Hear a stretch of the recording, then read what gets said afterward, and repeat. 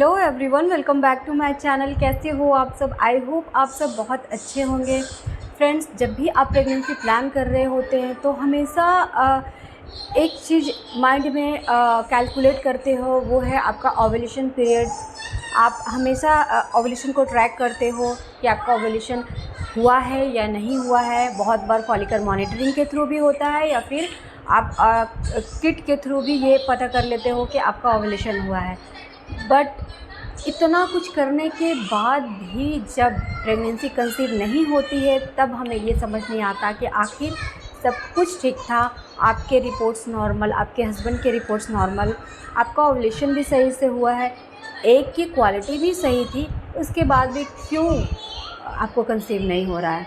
तो कुछ गलतियां ऐसी होती है ओव्यूलेशन के बाद के टाइमिंग में जो कि हमें पता नहीं होती है, और उन गलतियों की वजह से क्या होता है, हमारा इम्प्लांटेशन फेल हो जाता है। तो इस बारे में हम आज के इस वीडियो में डिटेल में बात करने वाले हैं। ये समझेंगे कि आखिर वो सारी गलतियां क्या है और उन्हें आपको नहीं करना है। फ्रेंड्स, जिन भी फीमेल को बहुत आसानी से प्रेगनेंसी कंसीव हो जाती है उनको इतना कुछ जानने की ज़रूरत ही नहीं होती है कि इम्प्लांटेशन क्या होता है, ओव्यूलेशन क्या होता है। उनको इन सब के बारे में कुछ पता तक नहीं होता है। लेकिन जिनको प्रेगनेंसी कंसीव नहीं हो रही है बहुत टाइम से ना, वो हर एक चीज़ को मॉनिटर करती हैं, या फिर अगर नहीं करती है तो उन्हें करना चाहिए, जिससे कि हो सकता है कि कोई एक ऐसा ट्रिक, कोई एक ऐसी बात जो उनको ना पता हो, उसकी वजह से उनकी प्रेगनेंसी नहीं कंसीव हो पा रही है। तो फ्रेंड्स, आज के इस वीडियो में उन्हीं गलतियों के बारे में जानेंगे। साथ ही साथ ये भी जानेंगे कि इम्प्लांटेशन के टाइम में हमें क्या करना चाहिए, किस तरह के फूड लेने चाहिए, किस तरह की एक्सरसाइज करनी चाहिए, जिससे कि हमारा जो इम्प्लांटेशन है वो सक्सेसफुल हो सके। तो चलिए वीडियो को शुरू करते हैं। वीडियो शुरू करने से पहले अगर आप मेरे चैनल पर नए हैं और अगर मेरा ये वीडियो आप लोगों के लिए थोड़ा भी हेल्पफुल है तो प्लीज़ मेरे वीडियो को लाइक शेयर कीजिएगा। साथ ही साथ पहली बार मेरे चैनल को विजिट कर रहे हैं तो प्लीज़ मेरे चैनल को ज़रूर सब्सक्राइब करें। तो चलिए वीडियो को शुरू करते हैं। फ्रेंड्स, सबसे पहले बात करते हैं ओव्यूलेशन के बारे में। जिन भी फीमेल की पीरियड साइकिल 28 दिन की है उनको ओव्यूलेशन 14 से 15वें दिन के बीच हो जाता है, और अगर फर्टिलाइजेशन होता है तो 5 से 7 दिन तक जो बच्चा है वो फैलोपियन ट्यूब के अंदर रहता है, और उस 5 से 7 दिन के अंदर बहुत सारे सेल में वो कन्वर्ट होता है, 2 से 4, 4 से 8, और फाइनली एक गोले के आकार का, जिसे हम जाइगोट कहते हैं, वो बनता है। और उसके बाद वो यूट्रस में आकर यूट्राइन जो लाइन है उससे इम्प्लांट होता है। फ्रेंड्स, आज के डेट में जिन भी फीमेल को कंसीव नहीं हो रहा है उनको ओव्यूलेशन के बारे में तो पता है ही। तो आज के इस वीडियो में ओव्यूलेशन के बाद की बात करते हैं। इम्प्लांटेशन का जो टाइम होता है उसमें कुछ ऐसी गलतियां हैं जो कि हमें नहीं करनी चाहिए।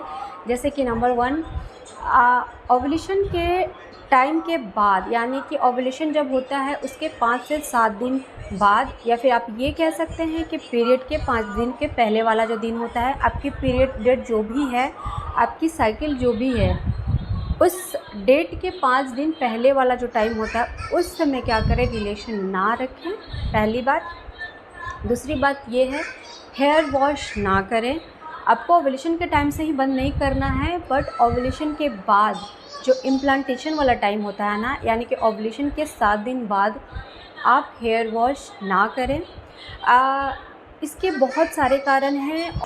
हेयर वॉश को लेकर मैंने एक प्रॉपर वीडियो बनाई है, बहुत अच्छे तरह से उसमें समझाया है, तो आप उस वीडियो को जाकर देख सकते हैं कि हेयर वॉश क्यों नहीं करना चाहिए। हेयर वॉश ट्रिक को जिनने भी फॉलो किया उनको बहुत फ़ायदा हुआ है। पुराने ज़माने में इतना कुछ सबको नहीं पता था। हमारी जो दादी नानी होती थी उनको ये सिर्फ पता था कि हेयर वॉश नहीं करना है, वो एक टोटके के रूप में इसे लेती थी। बट आज के टाइम में हमें ये पता भी है, इसके साइंटिफिक रीज़न भी है कि जब हम हेयर वॉश करते हैं तो जो प्रोजेस्टेरोन हार्मोन है वो बिल्कुल गिर जाता है, जिसके वजह से इम्प्लांटेशन सक्सेसफुल नहीं हो पाती है। तो हमें ओव्यूलेशन के बाद का जो टाइमिंग है ना, उसमें हेयर वॉश नहीं करना है। कब तक नहीं करना है? तो फ्रेंड्स, जब तक आपकी प्रेगनेंसी रिपोर्ट पॉजिटिव नहीं आ जाती है तब तक आपको हेयर वॉश नहीं करना है, या फिर जब तक पीरियड नहीं आया है, पीरियड आने के 2 से 3 दिन बाद फिर आप आराम से हेयर वॉश कर सकती हैं। बट इस ट्रिक को फॉलो करके बहुतों ने कंसीव किया है। आप आपको भी अगर कंसीव करना है तो इस ट्रिक को ज़रूर फॉलो करें, इससे आपको बिल्कुल फ़ायदा होगा। ये 2 चीज़ें हैं जिनको आपको अवॉइड करना है। इन छोटी छोटी चीज़ों की वजह से क्या होता है ना कि हमें काफ़ी प्रॉब्लम होती है और हमें समझ नहीं आ पाता है। ये तो हमने जान लिया कि इम्प्लांटेशन के लिए हमको किन चीज़ों को अवॉइड करना है। अब बच्चा जो यूट्रस की दीवार से चिपकता है, जिसे हम यूट्राइन कहते हैं या फिर आप उसे एंडोमेट्रियम लाइन के नाम से भी जानते हो, तो उसकी थिकनेस होनी चाहिए ठीक। अगर उसकी सही थिकनेस नहीं है तो बच्चा इम्प्लांट नहीं हो पाता है। तो हम ऐसा क्या करें उस टाइम पे, कौन से फूड खाएं जिससे कि एंडोमेट्रियम लाइन जो है वो बिल्कुल सही रहे। तो इसके लिए आप उस टाइम पे अनार खा सकते हो, गाजर खा सकते हो, बीट रूट खाना आपके लिए बहुत बेहतर होगा। इन तीनों चीज़ों में आप कुछ भी ले सकते हो। इसके बाद आपको कुछ विटामिन्स लेने बहुत ज़रूरी होते हैं, जैसे कि फॉलिक और मल्टीविटामिन। विटामिन का बहुत अच्छा रोल होता है इसमें। विटामिन रिच फूड लें, प्रोटीन अच्छी मात्रा में लें, नट्स का सेवन करें। तो आप अपने डाइट पे कुल मिलाकर पूरा आपको ध्यान देने की ज़रूरत है। एक्सरसाइज को मॉडरेट लेवल में करना है, बहुत भाग दौड़ वाली या फिर कूद फान वाली एक्सरसाइज नहीं करनी है आपको। ब्रीदिंग एक्सरसाइज करनी है। इससे क्या होगा, स्ट्रेस लेवल मेंटेन रहेगा, एक की क्वालिटी सही रहेगी, हार्मोन का बैलेंस सही रहेगा। उसके बाद आप सूर्य नमस्कार कर सकती हैं। ब्रीदिंग एक्सरसाइज में आप अनुलोम विलोम कर सकती हैं। वॉक करना आपके लिए सही होगा। आप सूर्य नमस्कार भी कर सकती हैं। तो ये सारी एक्सरसाइज हैं जिससे कि आपको लाभ होगा। रोज़ाना 30 से 40 मिनट का वॉक करें, वो भी आपके लिए बहुत सही रहेगा। मैं अपनी बात बताऊँ तो मुझे जब प्रेगनेंसी कंसीव नहीं हो रही थी तो डॉक्टर ने मुझे एक फॉलिक की मेडिसिन दी थी, और क्योंकि मुझे पीसीओडी की प्रॉब्लम थी तो एक पीसीओ केयर करके मेडिसिन मुझे दी जाती थी पीसीओडी के लिए। तो फॉलिक इम्पॉर्टेंट रोल निभाती है आपको प्रेगनेंसी कंसीव करने के लिए।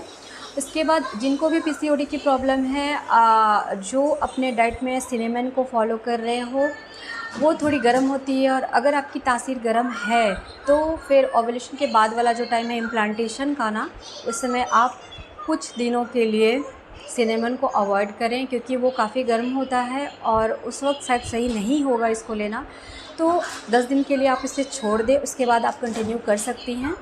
सिनेमन के बहुत सारे फ़ायदे हैं, ख़ास करके पीसीओडी जिनको भी है ना, पीरियड को रेगुलर करने के लिए, हार्मोन को बैलेंस करने के लिए, वेट लॉस के लिए, एक की क्वालिटी के लिए सिनेमन के बहुत सारे फ़ायदे हैं। बॉडी के टॉक्सिन्स को बाहर निकालती है।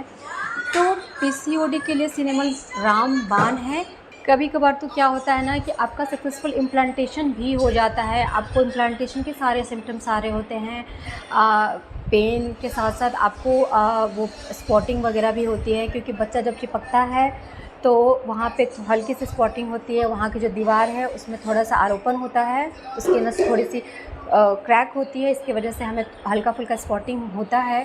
तो ये सारे सिम्टम्स आपको होने के बाद भी आपके पीरियड आ जाते हैं, तो इसका सबसे बड़ा कारण है कि हम बहुत ज़्यादा स्ट्रेस लेते हैं, बहुत छोटी मोटी गलतियां हैं, हेयर वॉश ट्रिक वगैरह, जिसकी वजह से हमें पीरियड आ जाता है और प्रेगनेंसी आगे कंटिन्यू नहीं रह पाती है। तो इन सारी चीज़ों को हमें समझना बहुत ज़रूरी है।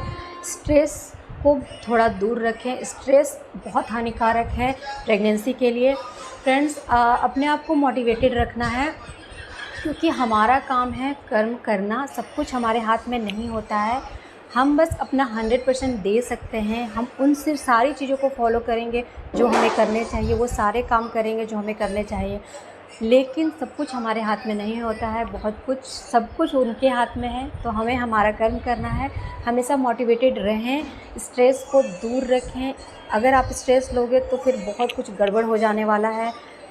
फ्रेंड्स, सारे खेल तो हार्मोन्स का है। अगर आपके हार्मोन्स गड़बड़ाए तो फिर सब कुछ गड़बड़ हो जाना है। आपके हार्मोन्स अगर सही नहीं रहेंगे तो फिर आपका ओव्यूलेशन टाइम पे नहीं होगा, आपके एग की क्वालिटी ख़राब हो जाएगी, इम्प्लांटेशन सक्सेसफुल नहीं हो पाएगा, कुछ भी नहीं हो पाएगा। तो सबसे पहले तो अपने आप को ठीक रखना सबसे ज़्यादा ज़रूरी है। अपने आप को स्ट्रेस फ्री रखें, पॉजिटिव रहें। तो फ्रेंड्स, आज के इस वीडियो में हमने जाना कुछ छोटी मोटी गलतियाँ जिन्हें हमें अवॉइड करना है सक्सेसफुल इम्प्लांटेशन के लिए।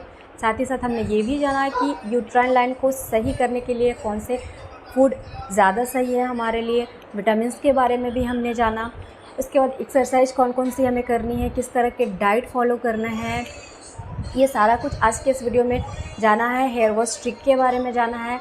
तो फ्रेंड्स आई होप कि मेरा ये वीडियो आप लोगों के लिए हेल्पफुल रहा होगा।